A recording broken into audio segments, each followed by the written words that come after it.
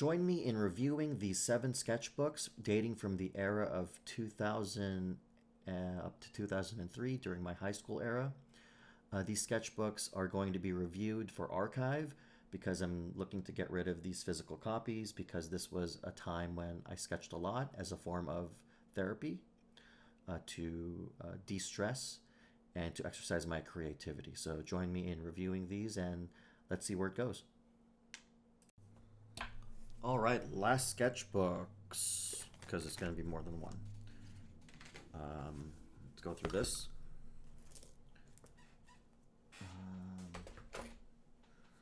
Okay, this is the last one of the large ones. This is phase 6.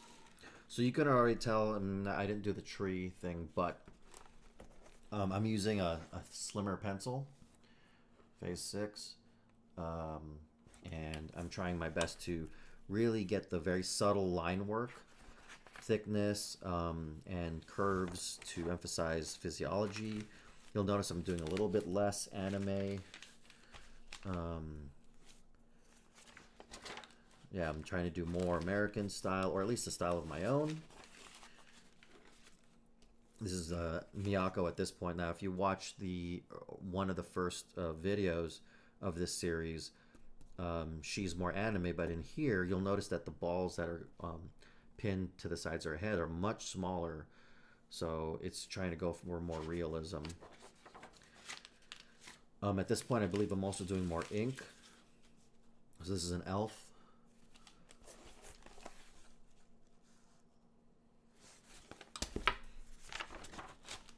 See, even this, like Timor Mortis Contour, but the fear of death consumes me. You'll see that I'm also doing more detail with organics and skeletal structures. So, yeah, so you're seeing me do more detail work. My catharsis went from just doing trees and more so into doing detail work, which of course goes with trees as well. But the minute details that I started putting in became very relaxing for me. This is based off of, this is inspired by, what is it? Angelic Layer. So you'll see some clamp design aesthetics that this is reminiscent of.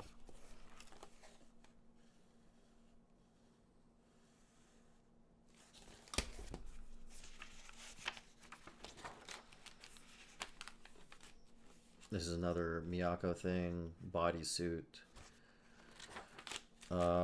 This one, I don't know what this is. But I'm definitely doing the smaller, very fine mechanical pencil, not even touching the draft pencil like 2-3 sketchbooks ago. Test concept of generally myself at the time. Snow. I believe this is inspired by a girl I had a crush on at this time. I don't even have the year on this one. Oh, it's still 2002, so this is late 2002. A girl that I had a crush on, Wendy Barrera, at the time. And I believe she had an outfit like this. I feel like this was inspired by something. I just don't remember what. But you can tell that I'm getting better at harnessing mechanics and concepts towards a thing. It's just that there are parts of this that are just kind of overdone, or at least didn't have major direction. It just seemed like a lot of noise. But this is getting to where I want it to be. There's designs much later that don't exist in a sketchbook that gain a lot of the learnings I've had going to this part of my journey as a line artist. This is supposed to be some sort of drow, I believe. And this is interesting because I think this is inspired by one of those interesting Asian swords that kind of does something like this. But yeah, maybe like Cabal's weapons. But anyways, yeah, the frost blade. So this is like a frost elf. I think at one point I tried to make something called frost elves, which I later was collaborating with a friend because she was also interested in building out something like this. But that was many years later. This was something early on, and I was very fascinated by the notion in Dungeons and Dragons of the frost goddess, or um, Auril, who is the god of ice, I guess, a minor god in the Forgotten Realms, and that I imagined that there was an elf race dedicated to her, and so that's why the Arken here is the Frostblade.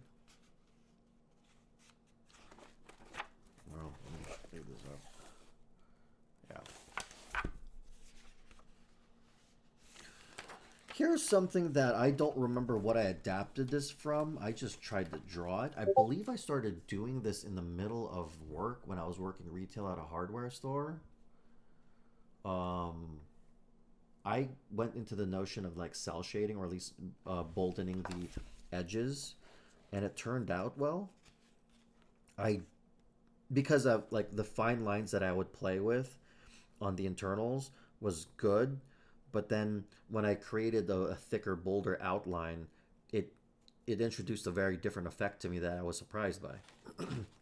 Same thing with this one.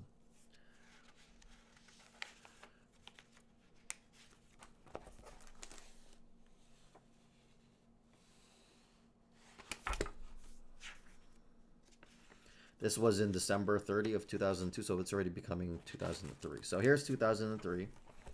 Here's a nude Miyako.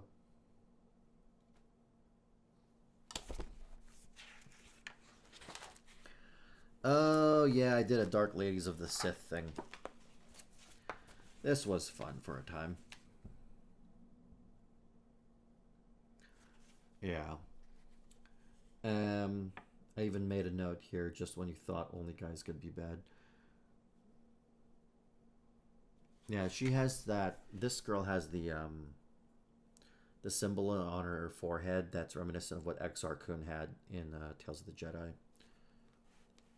Exar Kun, who was the one who first created the double-bladed lightsaber, and the original design, the idea for a double-bladed lightsaber is based on George Lucas's canon, is that they were supposed to be held in one hand, versus Ray Park's where you can hold them in two like a staff.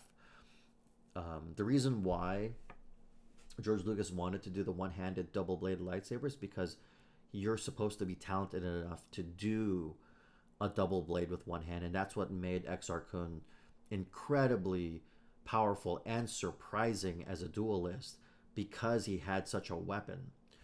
Whereas if you have a two-handed double-bladed lightsaber, you can, based on reading someone's body language, you can predict how they're going to move. But in a one hand, you could flick the wrist and you've totally rotated the way your blade is going to swing. And that's what made the original design of the double-bladed lightsaber so significant. Actually, let me take a picture of this. Because one of my friends went to Disneyland and she portrayed a Sith, so let me do this real quick.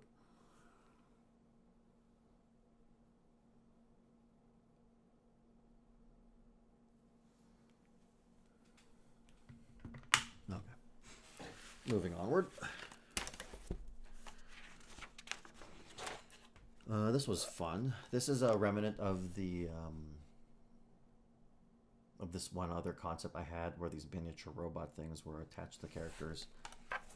I, for some reason, drew a number of characters where their heads are like close to their shoulder. Not sure why. Like, you notice it here too, like their neckers are so freaking short. But again, this emphasizes why I had more confidence in how to mold the composition, because the canvas was bigger compared to the smaller sketchbook. This one says Quiet Bliss. I did enjoy very subtle, more non-action oriented, peaceful compositions. Some sort of geisha, potentially. At this point, I was fascinated with how the Yakuza women would have tattoos all over their back and stuff. But I also got more into illustrating nude type characters. sunflower sun hat with oh, I love the scenes in movies where they just had these roaming hills and just the light shimmering across these thick fields of grass, and then windmills or wind generator turbines in the background. I did remark that this could have been better, but it was fun when it was there. This one was a fun composition. I had two of my characters in an action kind of sequence. I did appreciate how I ended up being able to capture this. I think I did try to chart their physiological movement before I applied clothing. And I also had to be mindful of the angle of the eyes versus the angle of their head. So many things. The learnings were starting to become layered. Here's Miyako in a swimsuit. I believe this is based off of a sketch, a manga or an art book from Japan. This one, I don't know. This says Dream Girl, but I don't know who this was inspired by. I don't know. Was I dating anyone this time? So this was still high school, so I wasn't dating anybody. Oh yeah, this one's based off of Wendy. This is one of my favorite compositions. I actually photocopied this. And I think I hid it from Wendy for a while. But this definitely, I poured a lot of love into this one. Because Wendy does have her hair like this, glasses like this, earrings like this. And she had like this type of sweater. So this was a really yeah, I really like this piece. Cherry blossoms and stuff like that. This wasn't based off of anything. This is sheer pulling out all the stops to do this. And this was on February 19th, 2003. Yeah, this was good. I mean, I might just rip this page out and frame it, but this was a really good one. Top is, well, let me see. Is the physiology correct? Well, this is a loose sweater, so I don't know. Made a character called Anarian. He's like some sort of... I was really fixated on the Zabrak race. Don't know what this is based off of composition-wise. Jin. I'm still doing that frickin' pose from Magician from House of the Dead. This is also one of my favorite ones. I remember doing this because this was in the middle of, I think, my English class with Mr. Reamer. We were studying Fahrenheit 451, and I just started drawing this. Like, just from sheer feeling.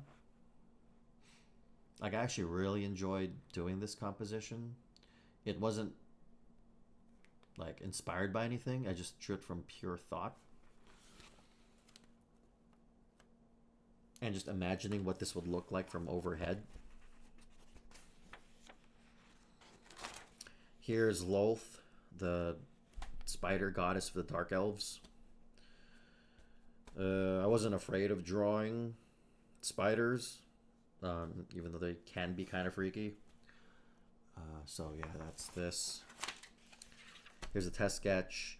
At this time, you can really see that I've really cemented a type of style that I have.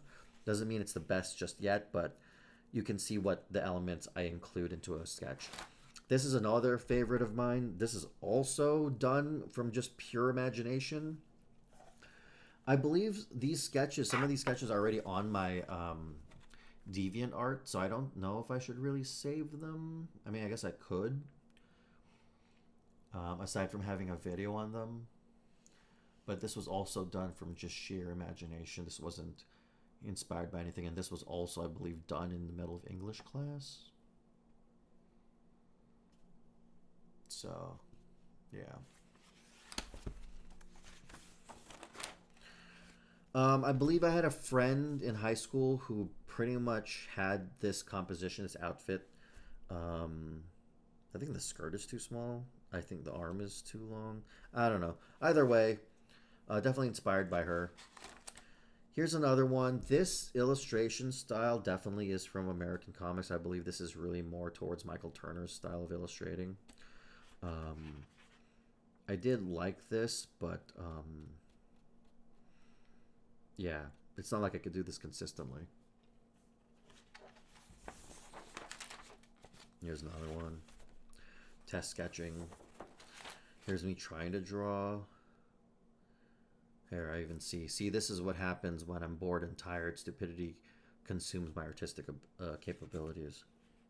Supposed to be some dude in a straw hat just resting here against this tree. This tree is way too straight.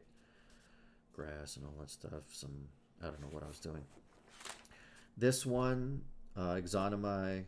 Exonomai definitely a name from Icewind Dale. The action CRPG. That's the name. Visceri, which is the culture of assassins from Diablo 2. So there are elements from Diablo 2 mixing in with like this claw that I would say is inspired by Street Fighter's character Balrog. Balrog as in what we call here in America as Vega. But Balrog is supposed to be the one with the claws in Street Fighter. I'm still more of a fan of the original Japanese naming, even though there's legal ramifications of Street Fighter not maintaining that naming system. I don't know. Maybe they don't. I haven't looked into it. But I do think this is a good composition. I don't think it's the best because I think there's still a proportioning issue between the pelvis. I feel like this pelvis should be larger because this arm makes it look like, I think I just weighed, I have this really massive disconnect between head, torso, arm, and then the rest of the lower body. It's a problem I've had, especially even if on this composition, this level of canvas. Narian with swords and lightsaber. This one's definitely a combination of various different influences. These two are influences from Cabal from Mortal Kombat. This Twi'lek is from something from Star Wars. I call this one Sandstorm. Oh, no, sorry. Not Cabal. This is inspired by the Sand People. These Sand People have lightsabers. Cybernetic Flower. This one was a fun one. I just drew a skeleton Reaper guy and drew this weird scythe thing. This one was, I believe I also uploaded this on my DeviantArt. Minako Suzuki, this 9 Inch Nails tattoo. This is supposed to be a black or red outfit. Very goth vampire, Asian goth vampire.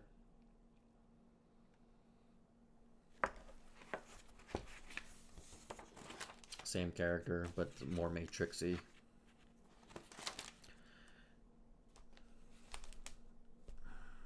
I'm trying to remember what this is. I believe this is inspired by a performing artist. Yeah, I think this is where this is from. Some sort of performing artist. And I don't remember if it's from Morning Musume or if it's from Girls' Generation. Probably Morning Musume. Don't know what the hell I was doing here, but definitely Ragnarok Online inspired here. Girl with a terrier. More Jedi, a Zabrak thing going on. Glimpses through a window.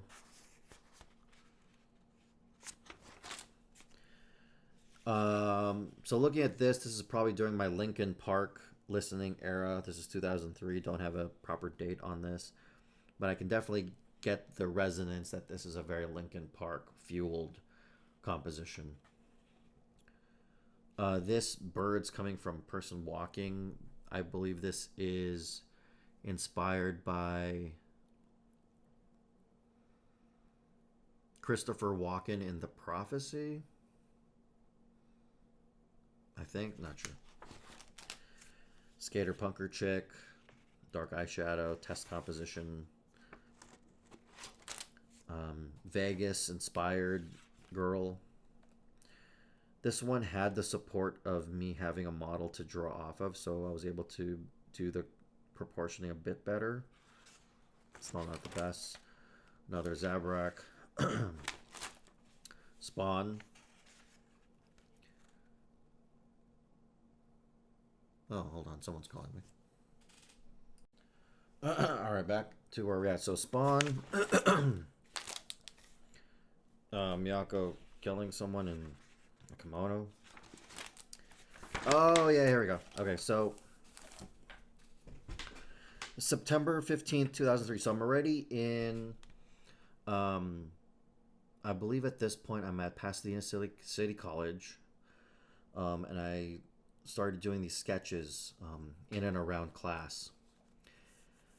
So this is one of like several different characters, anthropomorphic characters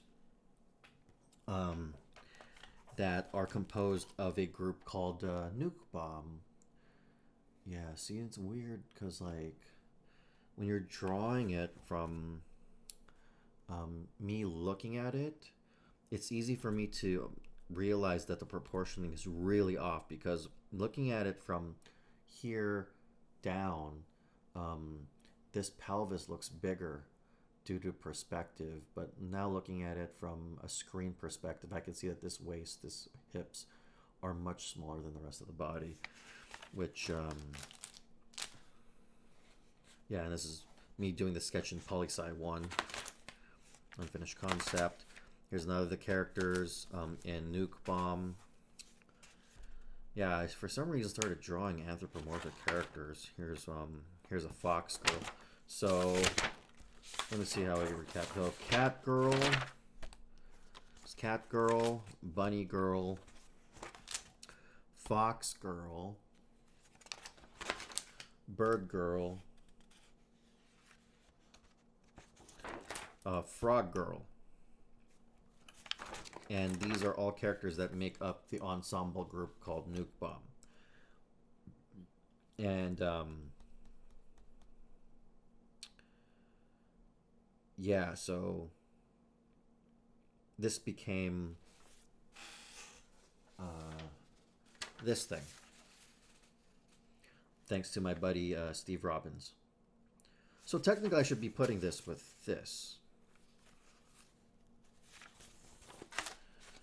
Maybe I'll save this sketchbook because there's a lot of good heavy hitters in here.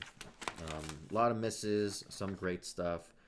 This is definitely maturity, so after 2 years, just getting to this point. A lot of things after this one were just like one-off pieces, no real major test sketching in between stuff. It's just like, okay, this is what I intend, then I execute, right? Here's another one of that Wendy thing, and because of the size of this canvas, this paper, like the photocopies can't do it, so I had to choose where it was going to print. So I chose this, and it turned out really good. Here's Spawn. See, here's my Steve's digital. So imagine at this time, 2003. My buddy Steve is doing this with MS Paint. MS Paint, man, like that's crazy. Just with a mouse and a keyboard. Blows my mind. Here's that same character in a different format. Still pretty good. Here's her doing another pose.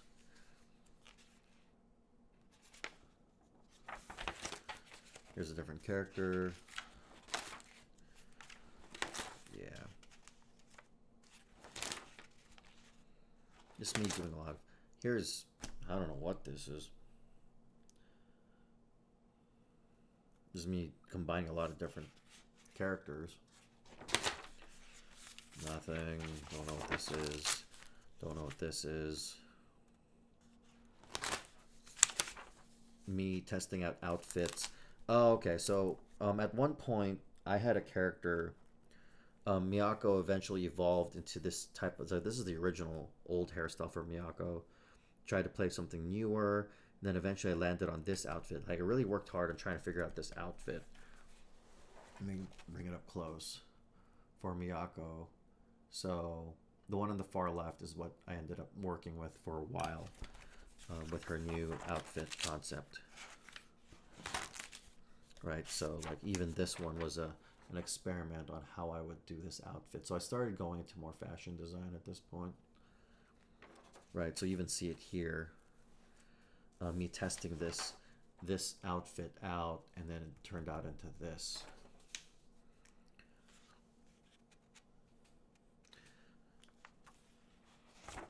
I mean, I may return to this at some point a bit more. So yeah, you could see me. I actually had a character named Camilla. What the frick? I have a friend named whose character's name is Camilla now. But that's what this outfit is.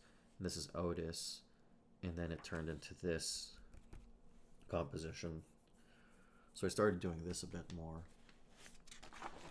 Outfit to translation of a concept. Okay, so I guess that was it for this, but yeah, I'll probably save this one because there's a lot of heavy hitters. This is definitely, since the beginning of our journey with these sketches, it shows that after 2 years, that's how I've developed, right? Just 2 years. Here's something that I didn't really draw in too much. This doesn't even have a phase. This one's called Cezanne. My ex at the time. This is 2009. So this is like many years. Like this sketchbook is 2003. This is like many years later. So the tree looks better. Even my buddy Josh, who I depicted out of humor, let's name this Allegro. Don't know what this is. I mean, I'll definitely probably chuck this just because there's really nothing here. This is Silk Spectre 2. This is some character I was playing the concept of, Septrana. The Red Queen. That's an interesting idea here. Bad Anatomy, but this was on my attempt at Green Knight. This is 2010. Here's me doing some kind of like weird monster dragon thing. Spider-Man versus Carnage. This is kind of weird. So instead of dragon and wizard, it's Carnage versus Spider-Man. Aphrodite. I'm trying to understand why I did these compositions, but you could tell like my style has totally changed. Between 2003 and to this point, I actually didn't draw too much. Like around 2003, 2004, I just stopped. Here's my rendition of the Tin Man, but as a female. This is my rendition of the Scarecrow. So, and then this was supposed to be my rendition of the Lion. And I think I was trying to do one more, but it didn't really land, and I just kind of stopped. But yeah. I have the other ones, the Wizard of Oz inspired ones on my DeviantArt, so I don't think I really have to save this one. This one I'll probably have to save just because there's a lot of good ones in here. Maybe if I want to showcase it to my children or whatever, like this is the one sketchbook I'd probably show aside from maybe some of the loose paper ones. But yeah, that's about it. Thank you for joining me on this journey.